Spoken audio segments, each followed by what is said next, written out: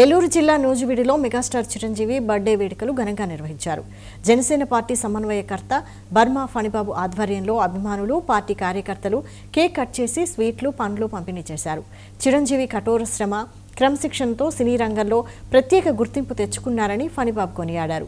Blood bank ఏర్పాటు చేసి వేలాది మంది ప్రాణాలను కాపాడిన ఆయన సేవలను గుర్తు చేశారు. చిరంజీవిని సీఎంగా చూడాలనే కల నెరవేరకపోయినా భవిష్యత్తులో పవన్ కళ్యాణ్ సీఎం అవుతారని ఫణిబాబు ఆశాభావం వ్యక్తం చేశారు. చిరంజీవి గారి ఏ మెగా హీరో అయినా మేము ఎప్పుడు వాళ్ళ వెన్నుంటే ఉండి వాళ్ళకి రాజకీయ పరంగా కానీ సినిమా పరంగా కానీ అన్ని రకాలుగా చేదోడు వాదోడుగా ఉండి వాళ్ళు పిలుపునిచ్చిన మేరకు వాళ్ళు చిరంజీవి గారు సమాజంలో ఏమైతే మెసేజ్ ఇచ్చారో మన సినిమాలో కూడా చూసాం.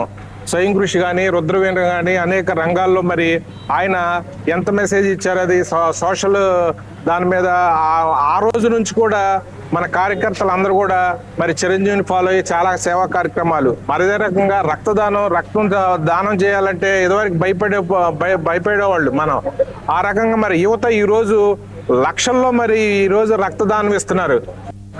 మా పర్సనల్గా చిరంజీవి గారు ఒక చీఫ్ మినిస్టర్ అయితే బాగుండేది అనేది ఒక కోరిక ఉండేది.